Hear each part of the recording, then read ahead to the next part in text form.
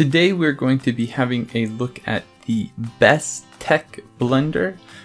This is a pretty unique blender. It has a name that is similar to the Blentec blender, but the design is actually more like the Vitamix blender. This Bestek blender has a 1500 watt motor, which is similar to both the Vitamix and the Blentec, but at $100, this is much cheaper than the name brand power blenders that you're going to find out there. The features of this blender, like I mentioned before, it's got a 1500 watt motor. That's about as high as you're going to see in a blender.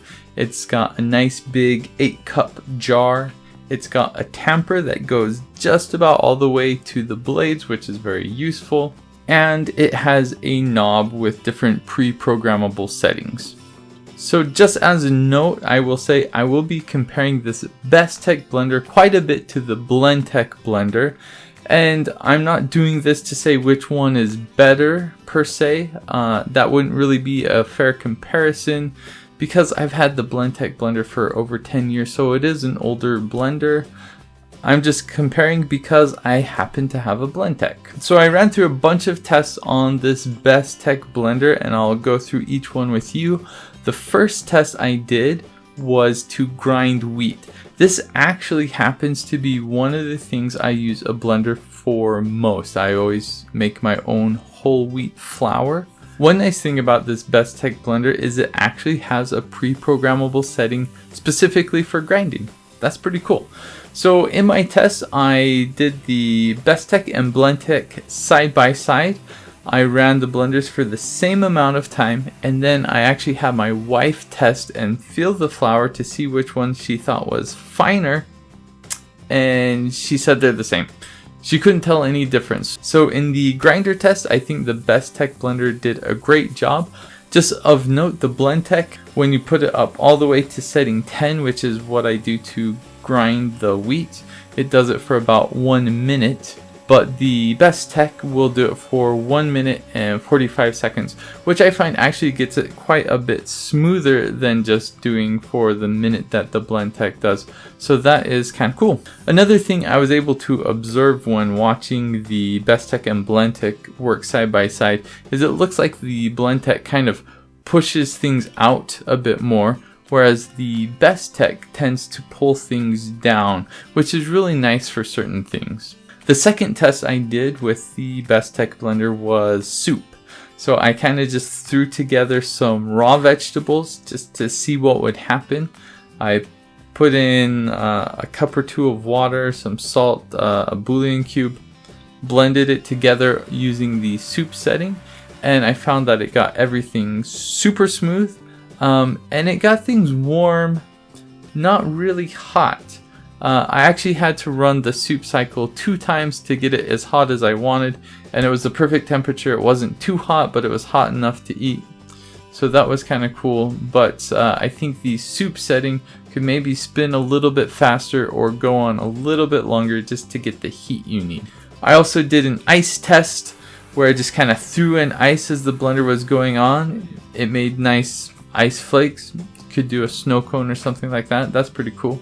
One thing that most people use a blender for is smoothies. So I did a smoothie test. I just put in a bunch of frozen vegetables, frozen fruit, and raw vegetables, and I blended it together. Here's the really nice thing. Usually I have to add quite a bit of milk when I use the Blentec just to get the smoothie going. But because the Bestek has a tamper, I didn't have to add very much milk at all, and I could tamper it down and I could get it really thick, which that's how I like my smoothies, is really thick. So that's one really nice advantage that the Bestek has over the Blentec, is that it has that tamper so you can get things a bit thicker. And the final test I did was peanut butter. Now I went to the store, I bought some raw peanuts, I roasted them myself, I kept the skin on, and this was actually really cool. So one thing I noticed when I looked at YouTube videos of other blenders is the peanut butter always seems to come out with these small peanut chunks. You can always see them. Even the Blentec blenders video that they put out themselves when they show the peanut butter, it shows it with these chunks. So I went ahead and I did this with the Bestek blender, and I got to the point where I could see the chunks, and just for fun I just kept going, and I was really impressed. This got as smooth as what you would see in the store. It got incredibly smooth. I didn't have to add much oil to it. A lot of, like, I think on the Blentec video they say 2 tablespoons of oil. I added maybe at most 1 tablespoon.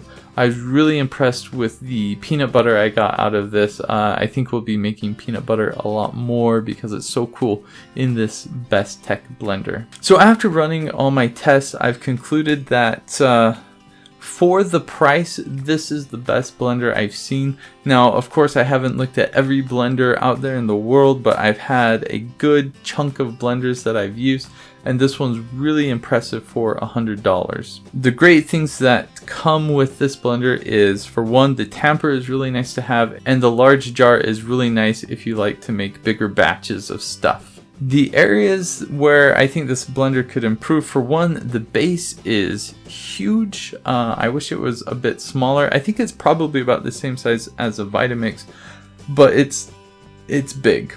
The other thing I think it could improve on is the pre-programmable features.